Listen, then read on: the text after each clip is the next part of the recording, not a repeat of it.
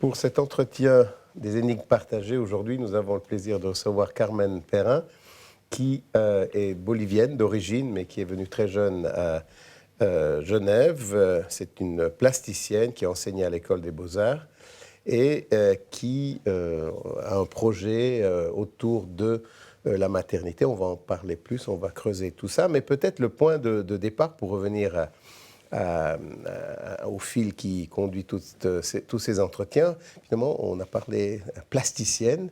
On est évidemment très préoccupé et occupé par ce qu'est la plasticité, aussi bien du point de vue neurobiologique que du point de vue psychanalytique. Alors, prenons un peu ce mot de plasticienne et voyons qu'est-ce qu'on en fait. Qu'est-ce que vous en faites, vous? Comment vous le voyez? Qu'est-ce que c'est que la plasticité pour vous ou être plasticienne? Bien, je pense que chaque artiste a sa vision de la plasticité en relation avec les domaines qui l'intéressent. Moi, j'aime beaucoup lire et imaginer, travailler ou plutôt me promener dans les espaces qui concernent mon travail en relation avec la biologie.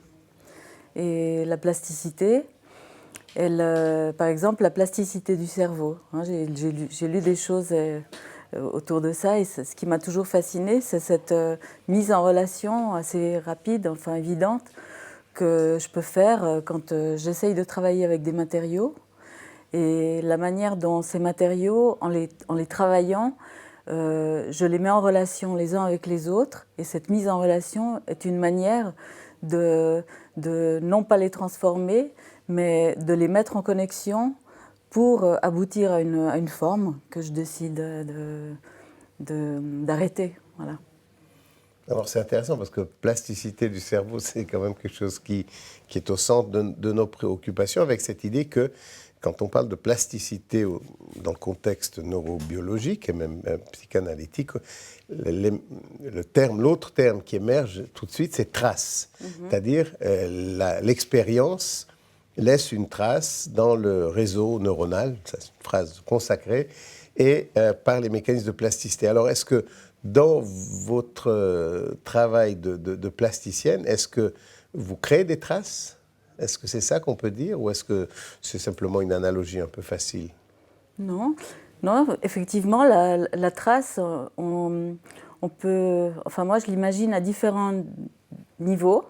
Il y a la trace que chaque œuvre laisse en relation avec une partie de la précédente qui se poursuit dans la suivante.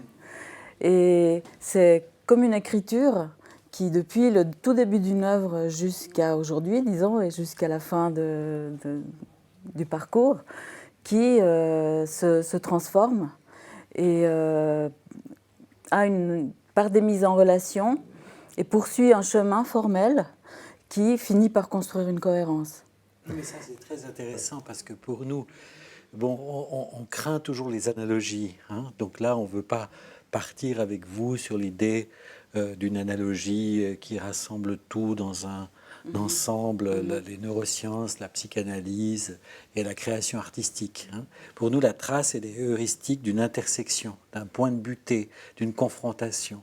Et là, tout de suite, vous avez dit quelque chose qui est très intéressant pour la trace en psychanalyse, parce que pourrait dire la trace, c'est ce qui s'inscrit, c'est la trace mnésique, c'est la trace qui laisse, enfin, comme l'engramme même, tout au début de la vie, enfin, les premières traces, les premières empreintes qui nous déterminent, qui nous constituent. Mais pour nous, la trace, c'est aussi le mouvement, c'est aussi la discontinuité, c'est aussi le changement. Je crois que c'est une idée qui est très centrale dans notre modèle entre neurosciences et psychanalyse. C'est la plasticité, ça veut dire l'expérience laisse une trace, c'est-à-dire tout se conserve. Et puis la plasticité, ça veut dire tout peut toujours changer. Tout à fait. Et on a un peu de peine d'ailleurs, c'est pour ça qu'on fait des énigmes partagées avec d'autres, à savoir comment on met ensemble quelque chose qui est conservé avec quelque chose qui se transforme en permanence. Peut-être qu'on pourrait dire, ou je pourrais dire par rapport à mon expérience d'art plastique, que d'une œuvre à l'autre, chaque œuvre est un moment éphémère du tout. C'est-à-dire que la forme, elle n'est jamais aboutie, ce n'est qu'un moment. Un moment par rapport à l'œuvre précédente et un moment par rapport à l'œuvre qui est à venir. Il y a un philosophe, moi, qui m'intéresse beaucoup, c'est Gilles Deleuze, qui souvent met en avant le fait qu'il faut commencer les choses par le milieu. Et moi, ça me parle beaucoup, ça. Parce que j'ai l'impression que j'essaye toujours de travailler à travers cette logique. De ne pas arriver au début de quelque chose pour aboutir à une fin, mais d'arriver par le milieu pour essayer de construire quelque chose en mouvement, mais en même temps qui doit bien devoir à un moment formellement s'arrêter, mais que cet arrêt n'est qu'un moment éphémère d'un mouvement continu qui est en relation avec mon parcours, qui est en relation avec ma manière de regarder le monde et qui se transforme continuellement, en relation avec le dialogue que j'ai avec d'autres œuvres et d'autres artistes qui n'arrêtent pas de se transformer parce que je me cultive, j'apprends des choses, je me transforme aussi. Et c'est dans cet large spectre de la plasticité, moi, que j'essaye de penser. Oui, oui, mais c'est comme ça, finalement, que l'idée des traces, effectivement, qui se modifient, qui se réassocient, en fait, et que l'expérience remet en permanence en jeu, ça c'est vraiment une des notions d'ailleurs tout à fait neurobiologiques, la réactivation des traces, donc quelque chose qui s'est inscrit est remis en jeu et peut s'associer avec d'autres, créer autre chose. Eh bien, je pense que, comme vous le décrivez très bien, dans l'œuvre d'un artiste, finalement, tout bouge en permanence. Évidemment, il y a des instants synchroniques où il y a une sorte d'arrêt du temps pendant un instant dans lequel, voilà, en ce qui vous concerne, vous avez quand même des œuvres qui n'avez pas une œuvre que vous modifiez en permanence, mais en même temps, tout à fait. parce qu'on pourrait se dire notre cerveau est comme ça, nous on le modifie en permanence, notre cerveau. Mais en fait, c'est de là que du cerveau. Voilà. C'est-à-dire, c'est pas le cerveau qui produit l'œuvre, c'est l'œuvre qui produit le cerveau, on pourrait dire. C'est-à-dire, mais en même temps, la présence physique d'une œuvre, au moment où on se dit c'est bon, je vais la regarder. C'est aussi une manière de chercher la distance juste avec ce qu'on fait. Parce que quand on travaille, on est très près. Quand l'œuvre est exposée, souvent, on est vite trop loin pour comprendre ce qui nous relie à elle, disons. Et le fait de temps en temps se dire, voilà, j'arrête cette forme, et je vais la regarder, le fait de devoir la regarder et la regarder surtout avec les autres, parce qu'elle est faite pas seulement pour nous, mais pour nous relier aux autres, eh bien c'est une manière de réajuster cette distance pour pouvoir ensuite continuer le chemin. Donc casser ce moment éphémère, parce qu'il faut à un moment donné... réactiver le mouvement. Si on se dit, à ce moment-là, c'est la plasticité comme un rapport au temps. Voilà, c'est un rapport au temps, mais c'est un rapport aussi au vivant. C'est-à-dire que, quand je dis vivant, c'est ce que l'art du XXe siècle a magnifiquement inventé avec les artistes. C'est le fait qu'une œuvre, tout d'un coup, elle n'a plus cette dimension définitive. Les artistes ont voulu affirmer et revendiquer le fait que la présence physique d'une œuvre, elle est justement dans le mouvement de la vie. Et qu'elle peut être et s'affirmer aussi en tant que mouvement fragile, c'est-à-dire en tant qu'un mouvement qui peut mourir, qui peut disparaître. Et moi, c'est ce qui m'a passionnée quand j'ai commencé à faire de l'art et à rencontrer des artistes qui viennent de l'arte povera, du minimalisme, des gens qui faisaient même des performances. Et puis ensuite, il y a eu la danse, où tout d'un coup, une œuvre, elle peut tout aussi bien exister qu'une œuvre de Michel-Ange, qu'une œuvre qui ne durera peut-être que le temps de sa présentation, de sa performance, et que toutes ces œuvres-là, elles sont au même niveau. Parce que ça dépend de la manière dont on les vit et qu'on les regarde. Bon, écoutez, c'est très troublant ce que vous dites, parce que en fait, vous mettez en jeu la plasticité. Enfin, on dit que vraiment, c'est des œuvres plastiques. Enfin, c'est un travail de plasticien. La plasticité, le temps, la trace, le vivant. Hein. Donc finalement, des termes qui, dans le travail qu'on fait, dans ces énigmes partagées, dans toute cette série avec... Pierre Magistretti, sont tout à fait au centre de nos préoccupations. Donc là, c'est difficile parce qu'en fait, c'est des mots communs qui certainement ont des significations différentes. Enfin, Certainement. il y a des fois plus de malentendus avec les mots communs qu'avec les mots complètement différents. Et votre vocabulaire, il est très proche du nôtre. Quand vous parlez de vivant, en fait, parce que pour nous, le vivant, c'est en fait une sorte d'énergie, de processus qui qui déstabilise le sujet, en fait, qui l'envahit, et par le biais des actions, de la plasticité, de l'acte, en fait, cet excès du vivant est calmé. Alors, pour vous, quel est le sens du vivant dans votre œuvre ou dans votre vocabulaire? Oui. Alors moi, ce que j'appelle le vivant, c'est une partie de l'œuvre que l'artiste décide de laisser non terminée, fragmentée, mais qui est dans l'œuvre, hein, et que le spectateur, par l'expérience de l'œuvre, s'approprie et continue à alimenter. C'est ça le vivant. Le vivant, c'est quelque chose à l'œuvre, dans l'œuvre. Exactement. Voilà, c'est ça. Voilà. Et c'est en ça que c'est une œuvre. Oui. Elle est plastique parce qu'elle se modifie Voilà. aussi par la façon dont chacun Dont va on la regarde et dont on en fait l'expérience et même dont on la raconte, Oui. dont on la partage. Oui. Voilà. Parce que pour nous, le vivant, et peut-être ça nous permettra aussi d'aborder une œuvre que vous êtes en train de constituer, pour nous, le vivant, on l'a mis beaucoup par rapport au désemparement du petit humain face au vivant qu'il constitue. Hein. Il tombe dans le monde, un monde déjà là, face à l'autre qui est déjà là, qui est un monde d'attente, de langage et tout, et il doit faire face au vivant qu'il constitue. Donc il doit devenir lui-même l'interprète de ce vivant, il doit traiter ce vivant, il doit, avec des significations, enfin c'est l'état de détresse du nourrisson, Freud parlait comme ça, Hilflosigkeit, et puis la façon dont celui-ci est aussi traité par l'autre, par l'intervention de l'autre, par le langage, par des représentations, qu'ensuite le sujet à son tour choisit, construit. Vous voyez, c'est ce mouvement-là. Donc vous êtes en train de travailler autour de la maternité. Oui. Hein, et peut-être qu'il faut que vous nous expliquiez ce que vous faites. De la nouvelle maternité à Genève. Voilà, oui. de la nouvelle maternité à Genève et du fait des mouvements et des gestes autour de la maternité. Voilà. Vous pouvez nous expliquer Bien sûr. Donc c'est le nouveau bâtiment de la maternité de Genève qui est en train d'être terminé. C'est une architecte genevoise, Chantal Scaller, qui l'a réalisé.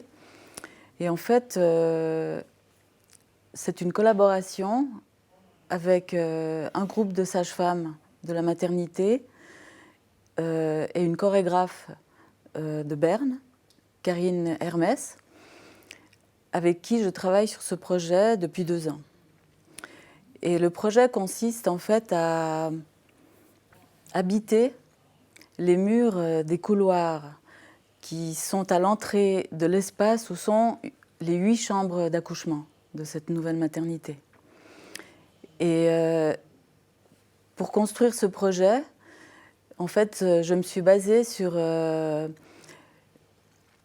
les cinétographies de Rudolf Laban, qui était dans les années 30, 1930, 28-30, un chorégraphe et un danseur allemand qui a inventé une manière d'inscrire, d'annoter des partitions chorégraphiques et qui a été un des inventeurs, parce qu'en fait les annotations, elles ont commencé à être inventées depuis le XVe siècle.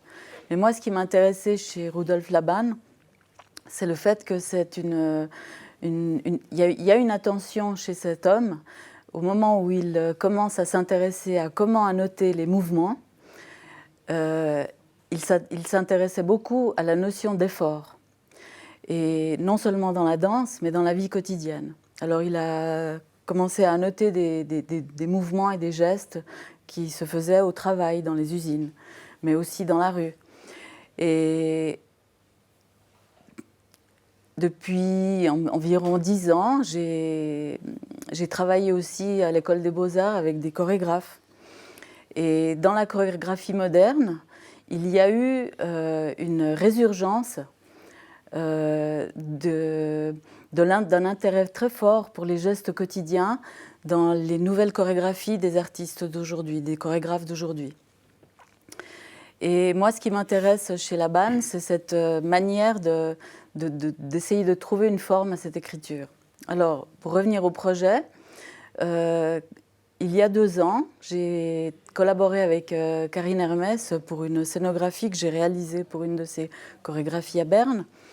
Et petit à petit, dans cette rencontre, j'ai découvert qu'en fait, Karine Hermès est une des rares représentantes et spécialiste des écritures de Laban en Suisse. Et elle enseigne cette écriture à l'École des Beaux-Arts de Zurich. Donc, je lui ai proposé de collaborer avec moi. Et ce qu'on est en train de faire avec les sages-femmes, le groupe de sages-femmes de Genève, on annote les gestes qui ont lieu dans les couloirs, dans les chambres d'accouchement, dans les bureaux. Et petit à petit, on a collectionné toute une série de gestes que Karine réinscrit avec l'écriture de Rudolf Laban, donc la cinétographie de Laban. Et on va commencer à les installer sur les murs des couloirs qui mènent dans les chambres d'accouchement, dans 1 ou 2 salles de réunion des sages-femmes et aussi dans les 8 salles d'accouchement où les enfants vont naître. Et dans chaque lieu, ces annotations, en fait, seront immédiatement en relation avec des gestes qu'on a observés sur place. Donc c'est une mémoire des gestes. C'est une mémoire des gestes qui ont été faits, mais qui se refont en répétition ou qui sont appelés à être répétés dans ces lieux mêmes. Par exemple, dans les couloirs, un papa qui fait les 100 pas et qui attend des nouvelles. Le fait qu'une sage-femme passe dans le couloir, pousse un lit et la femme qui va accoucher dedans. Ou des tout petits gestes, comme par exemple marcher en téléphonant, on en a vu plusieurs. Ou dans les salles d'accouchement, les gestes spécifiques que les sages-femmes font pour aider le bébé à sortir, aider la maman à avoir des détentes, les massages, l'utilisation du ballon, des différents objets qui sont là à disposition pour faciliter l'accouchement. Donc c'est des traces d'une chorégraphie, enfin des traces d'une chorégraphie. Enfin, Ce sont les annotations de traces du travail et de ce qui se passe dans ce contexte, mais en même temps, l'annotation, elle est sur les murs et il est tout à fait possible pour une danseuse qui connaît les annotations de Laban de danser ces traces. Alors, ce qui était passionnant, c'est qu'en fait, Karine Hermès, qui connaît très bien ces annotations, à un moment donné, elle s'est affrontée au fait qu'il y a des situations. Si on imagine que les annotations de Laban sont comme un dictionnaire, hein, où il y a des mots et des signes spécifiques pour certains gestes, il n'y avait pas de signes qui existent jusqu'à aujourd'hui chez Laban pour parler de certains moments de la naissance ou de certaines parties du corps, comme le vagin, vous voyez. Et donc, Karine a dû les inventer. Mais elle les a inventés tout en se mettant en relation avec d'autres spécialistes de l'écriture de Laban pour voir si eux étaient d'accord que ceci, on pouvait l'interpréter formellement comme ça et accepté par d'autres pour enrichir le dictionnaire. Voyez. Et voilà, donc ça fait 2 ans qu'on est en train de construire ça. Et à des niveaux que je n'imaginais pas, cette épaisseur hein, du projet a pris un enrichissement inattendu. Et en fait, pour rester dans cette idée de ce réarrangement de traces, donc toutes ces traces peuvent être interprétées par des mouvements à des moments différents, et puis on peut créer en permanence quelque chose. si on voulait, enfin si on... Voilà. On pourrait faire une chorégraphie totalement. complètement originale chaque jour. Enfin, Voilà. il y aurait une sorte d'inscription qui a été faite de ces traces de certains mouvements, et puis à un autre moment, on pourrait en mobiliser certaines pour une chorégraphie, si on voulait le faire. Ça va se faire d'ailleurs, justement. Oui. D'ailleurs, dans le projet, il y a la dernière phase. Oui. Je pense que ce sera à la fin du mois de novembre. Oui. Un cinéaste va venir et avec 3 danseurs, on va filmer sur place tous les gestes qui sont sur les murs et sur les plafonds des salles d'accouchement. Mais vous allez filmer dans des séquences pour les illustrer ou faire une chorégraphie qui prendrait des éléments? Voilà, c'est plutôt une chorégraphie qui petit à petit va se développer. Donc une création qui est permanente, si on voulait. Voilà, exactement. Et ce film, on le mettra à disposition dans la salle d'attente pour que, quand les gens sont dans la salle, ils aient une clé pour comprendre qu'est-ce que c'est que ces écritures sur les murs. C'est intéressant. Mais alors ça, ce qui m'intéresse beaucoup, alors c'est ce qui n'était pas chorégraphié jusqu'à maintenant. C'est-à-dire, vous dites, il y a une écriture du mouvement, et il manque certains signes pour signifier certains mouvements. Exactement. Par exemple, le mouvement de l'accouchement, ou bien le bébé. Le bébé dont il faut faciliter la sortie pour le tirer un peu par l'épaule, lui prendre la tête, etc. Ou certains mouvements aussi de massage qui sont nécessaires pour la détente, et puis d'autres, quoi. Donc, Et les mouvements du bébé eux-mêmes sont chorégraphiés aussi. Bien sûr. Par exemple, et ceux-là, ils étaient connus, ces mouvements du bébé, parce qu'en fait, là, on mais est pas d'autres. Dans le commencement. Voilà.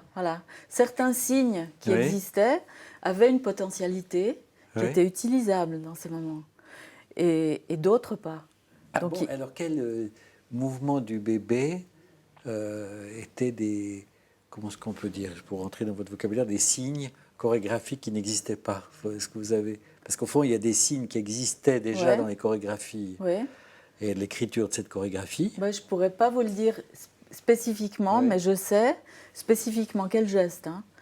Mais par exemple, quand on a observé un bébé qui venait de naître, et il est amené dans une petite pièce à côté de la salle d'accouchement, et la sage-femme le couche et teste ses réflexes.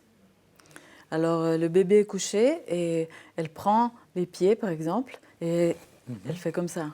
Et puis, elle prend les mains aussi, et puis elle teste des réactions comme ça. Et certains de ces gestes, Karine m'a dit, il va falloir que j'invente.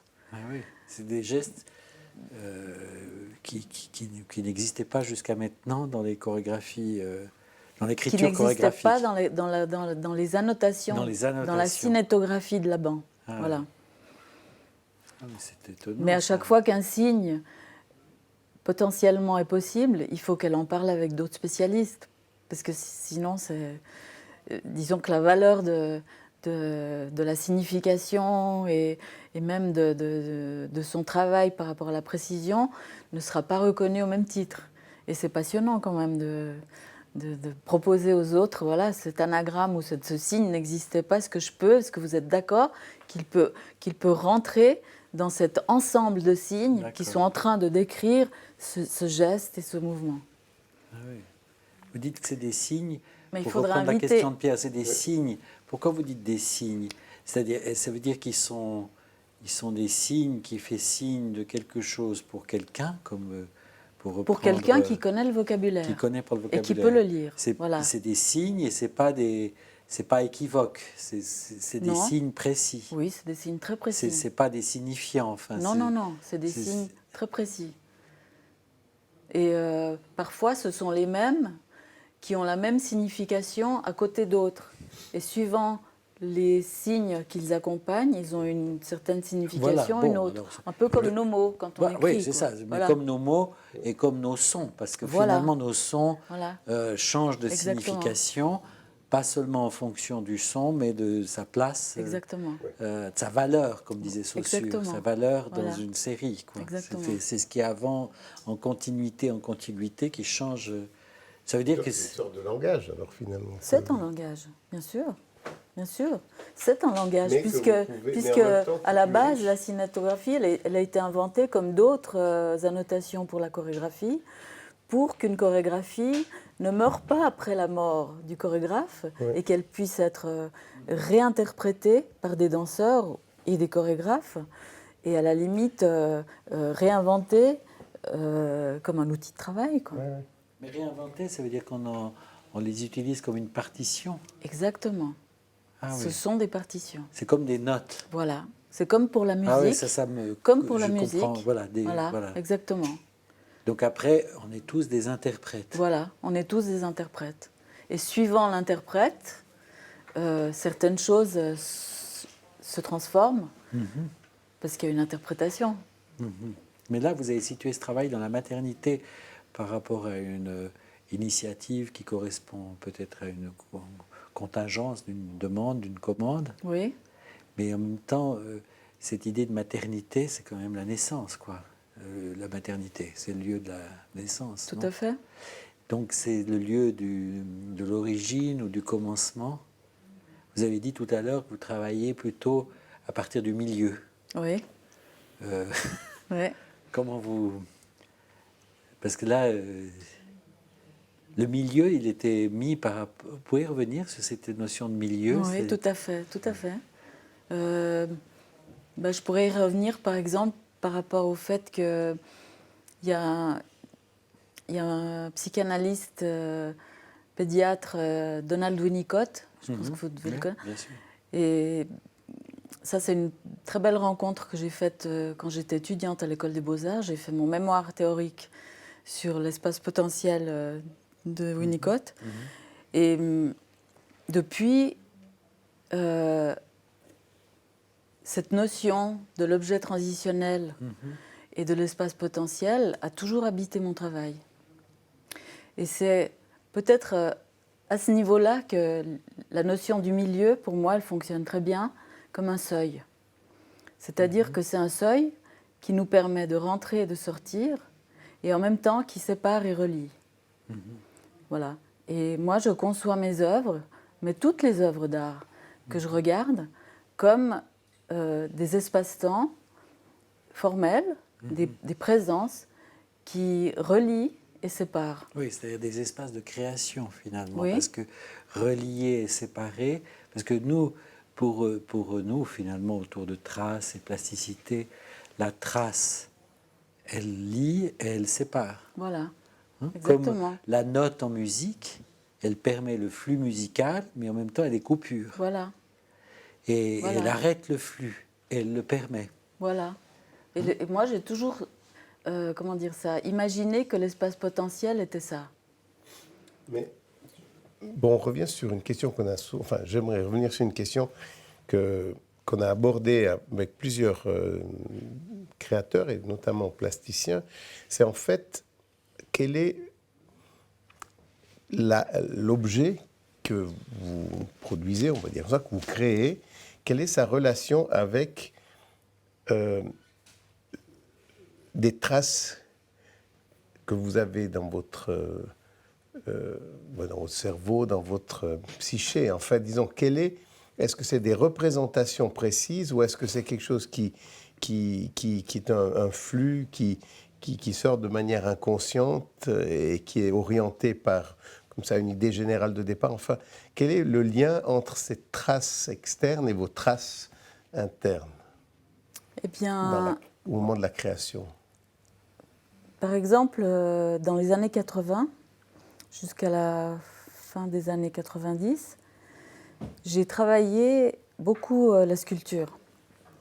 Et mes sculptures, en fait, étaient des mises en relation de matériaux. Et ces mises en relation, elles se faisaient sur la base ou l'idée de la mise en tension des choses. Et ces sculptures étaient toutes démontables.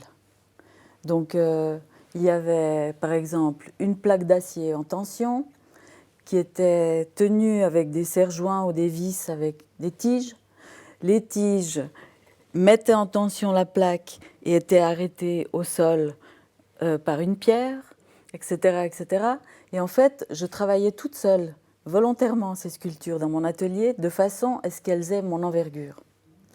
Et donc, quand j'avais une exposition, on avait l'impression que c'était des mouvements en arrêt. Des mouvements en arrêt. Oui, c'était des mouvements Ça, de espace matériaux. Intermédiaire, Voilà. mais dans le temps. Voilà, dans le temps. Une représentation du temps dans la sculpture. Exactement. Ah oui, c'est formidable. Mais en même temps, quand le spectateur s'approche, il comprend que c'est pas collé et que tout peut exploser, Ah oui. que tout peut se démonter. Ah, donc elle se démontait concrètement. Ah oui, oui, oui, bien Ah sûr. oui, oui. J'ai eu même une sculpture Wall de Lille, quand j'exposais, quand j'ai eu le prix de la Placette, la Wall de Lille. Elle était à côté d'une verrière, une grande verrière, hein, une baie vitrée, disons. Oui. Et il y a eu un coup de soleil, et le caoutchouc qui tenait en tension une plaque de bois, et le tout était en équilibre avec une pierre au sol. Le caoutchouc s'est détendu par le soleil et elle s'est démontée toute seule. Ah oui, ça c'est vrai. Et jamais c'était grave parce que Bon, alors celle-là, elle tout se était démonte, bien. mais en même temps, ce que vous décrivez, c'est un état de suspension temporelle. Oui, oui, C'est-à-dire oui. que c'est pas tellement qu'elle puisse se démonter, c'est qu'elle soit dans un rapport à une temporalité. Absolument. Parce qu'il y a une statue que moi j'ai vue hier, qui est celle du Moïse de Michel-Ange, qui joue une grande place dans l'œuvre de Freud, et qui est une discussion de Freud pour se dire, parce qu'il y a un mouvement dans le Moïse de Michel-Ange. Je ne sais pas si vous la connaissez Oui, bien. oui, ça. très bien. Hein, Ouais, c'est-à-dire que elle fait énigme. On est face à cette statue, on ne comprend pas très bien. Et moi, je ne me souvenais plus du texte de Freud précisément, que j'ai aussi relu hier, après coup. Et il y a une discussion, n'est-ce pas, parce que Burckhardt, le grand théoricien de l'art, disait c'est l'instant d'avant. C'est-à-dire l'instant d'avant où il va exploser quoi, de colère et puis se précipiter, casser les tables de la loi comme dans la Bible. Et Freud dit non, c'est l'instant d'après. C'est-à-dire que dans toute cette construction qui est tellement impressionnante, il y a ce mouvement qu'il interprète dans l'autre sens que Burckhardt et que d'autres. Il fait toute une construction très obsessionnelle, Freud, avec toutes les interprétations. C'est-à-dire qu'il y a un mouvement dans cette statue. Hein. Il va laisser tomber les tables de la loi, il les retient. Ouais. Et au fond, il a fait une représentation d'un entre-deux, quoi. D'un entre-deux du temps, d'un entre-deux du mouvement. C'est une sculpture du temps, le Moïse de Michel-Ange. Pour continuer dans la lancée des statues et des sculptures romaines, celle de Bernini, Daphné Apollon, je ne sais pas si vous voyez, où c'est aussi un instant à l'arrêt, et il y a un mouvement. On a l'impression qu'on voit tout le mouvement, toute la scène, puis c'est arrêté. C'est aussi David, David de Bernini. De Bernini qui lance. Là aussi, il y a tout le. On sent que tout le corps est en tension. Ça m'a fait penser, quand vous parlez que tout était en tension, ça m'a fait penser à cette statue de Bernini, David qui a la fronde et qui va la lancer, puis on sent que ça va partir. Alors là, c'est l'instant d'avant, clairement. Mais comment attraper le temps dans la forme, ça donc c'était un aspect de votre œuvre à un moment donné, en tout cas. Bon, je pense qu'elle est toujours là. Elle est toujours là, mais oui. sous une autre forme, c'est le cas de le dire. Mais comment attraper le temps dans la forme, c'est ça. Parce que la plasticité, c'est une théorie du temps. Hein. La plasticité, c'est le temps qui s'incarne. Voilà. Même Exactement. pour Hegel, ça a commencé comme ça, la plasticité. C'est le temps qui donne la forme, qui prend la forme. Hein, parce que pour nous, si on veut la trace, l'instant, pour la psychanalyse, on met aussi bien le signifiant, c'est des éléments de création d'un espace intermédiaire, d'un entre-deux. Hein, d'un élément du milieu, pour prendre votre... Hein, c'est-à-dire que à l'instant, c'est plus... Il fait coupure dans le temps. Ce qui était n'est plus, et ce qui sera n'est pas encore. Voilà. Et on est dans un espace intermédiaire, un espace de création qui est au milieu. Voilà. Hein, c'est pour ça que l'origine, puisque là vous travaillez en maternité... par rapport à la naissance. Oui, et l'origine n'est pas au temps 0 qui précéderait le temps 1, elle est au milieu. Tout à fait. entre le temps 0 et le temps 1. Voilà. Alors que cliniquement, on aurait le risque, peut-être pas le neuroscientifique qui lui sait que la question du commencement, il faut la barrer parce qu'autrement on n'y comprend plus rien. Mais le clinicien, il peut dire quelle est l'origine de ce problème, quelle est la cause. Donc il veut mettre l'origine au temps 0, alors qu'il faudrait mettre au temps M du milieu, entre T0 et T1. Absolument. Il faudrait tout à faire fait un schéma d'accord. là, mais Ah oui. ouais, tout Oui, à oui, fait. tout à fait d'accord. Absolument. Ouais. Et c'est ça la Et création, d'ailleurs, oui, tout à fait. comme la naissance. Absolument. Mais en même temps, la naissance, c'est pas le début non plus. Non. Alors, oui, C'est un moi, moment, c'est un moment Oui. parmi un autre. Parce que ça a déjà commencé avant et ça continuera après. Alors, juste par rapport à. Vous disiez, enfin, j'avais dit oui, c'est ce que vous aviez à ce moment-là, cette idée d'arrêter le temps dans la forme. Par rapport à ce travail que vous faites ou que vous préparez sur la maternité, comment ça se. Est-ce qu'il y a une continuité ou c'est simplement autre chose ou c'est le même Non, travail? c'est la même chose. C'est la même chose. Sauf que la forme plastique n'est pas la même. Finalement, c'est vrai, c'est des mouvements aussi. Tout à fait, En tout à fait. tension. Non seulement c'est des Ouais. mouvements, mais en même temps, les mouvements inscrits sur les murs Oui. hein, avez fixé avec mettent ce- aussi en relation le fait bien qu'en sûr. creux, il y a un corps absent. Mais absolument. Et qu'un autre corps peut venir Oui. et réhabiter ces mouvements en les interprétant. Ouais. Et voilà, c'est Non, ça. mais en plus, ce Il y a deux codage- corps différents qui habitent. Il y a celui qui fait, c'est-à-dire Ouais. qui travaille dans la maternité, Ouais. qui attend dans le couloir, ou qui est la sage-femme, les gens physiques qui sont là et qui vont vivre une expérience. Et l'autre corps potentiel, ce sont les danseurs Oui. qui pourraient lire ces écritures et les interpréter, mais d'une manière totalement différente au niveau de la danse contemporaine. Mais là aussi, vous avez quelque part, vous avez repris ce codage de cette, comment il s'appelait cette- Rudolf Laban. Voilà, vous avez repris. Mais en fait, c'est là aussi arrêter le temps dans une forme. Voilà. Mais Quelque part, c'est vu aussi que pour c'est- ça qu'il a appelé ça la cinétographie. Cinétographie. Oui, Ouais. c'est l'écriture du mouvement. Du mouvement, Voilà, ouais. exactement. Oui, c'est une écriture. Oui. Oui, c'est Mais une c'est- écriture, Oui, c'est- c'est donc aussi une mémoire. Absolument. Hein, mais Ouais. comme la mémoire, elle est à interpréter. Quoi. Voilà. Elle est sujette à la remise Voilà. en jeu. Elle est pas voilà, c'est ça. Elle n'est pas seulement stockage. Voilà. Elle C'est est le point de départ pour autre chose. voilà. Voilà. Pour C'est pour ça qu'il y créer. a plus de proximité entre cette vision dynamique de la mémoire, Oui. comme la mémoire, la réévocation de souvenirs, qui fait qu'il y a une reconsolidation, Des c'est-à-dire réassociations de traces. réassociation. Donc la mémoire, elle est dynamique. Et finalement, la mémoire, elle est aussi discontinuité. Quoi. Voilà. Elle est ouais. continuité Voilà. et Et discontinuité.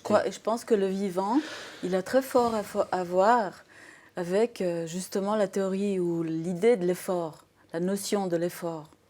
Ah bon, qu'est-ce que c'est l'effort? Ah bien voilà. Eh bien, je pense que l'effort, c'est ce qui est vivant. C'est que tout être ou tout moment ou toute temporalité vivante est directement liée à un effort. Un effort, c'est une force. C'est une interaction de force, un effort. Oui. C'est une interaction de force qui constitue un élan, un donc, élan vital. Vos C'est dans ce statues- sens-là que je parlais de vivant. Oui. Vos sculptures sous tension, C'est ça. elles faisaient un effort. Enfin, il y avait un effort quelque C'était- part. Ce sont C'était des l'énergie efforts. cinétique. Ce sont qui- des efforts arrêtés. Voilà, c'est ça. Voilà. C'est de l'énergie potentielle, pardon. Voilà, C'est exactement. du mouvement arrêté, Oui. Mais qui mais c'est du temps arrêté aussi. Voilà. Temps suspendu. Un jour, j'ai été invitée à une exposition personnelle à la Fondation Miro à Barcelone.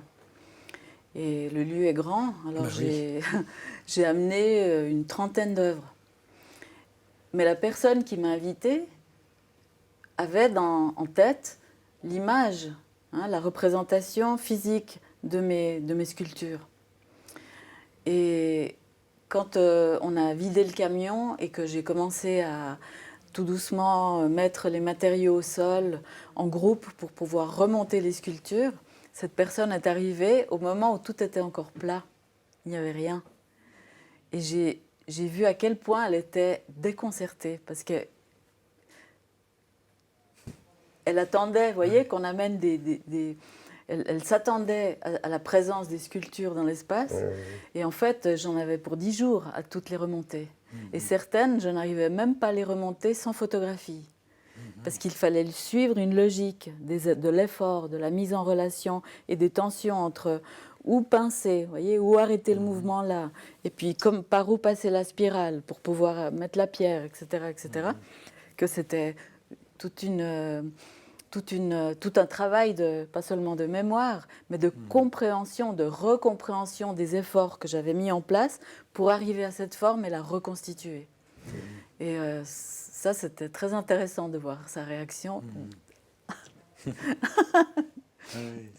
Mais est-ce que, au moment de créer ces sculptures, est-ce que vous les dessinez avant ou est-ce que c'est au fur et à mesure que vous sentez là où il faut introduire une force, il faut introduire quelque chose qui stabilise et puis c'est vraiment un flux. Voilà, c'est-à-dire que dans l'atelier, en travaillant sur une nouvelle sculpture, je la reconstruis 3-4 fois.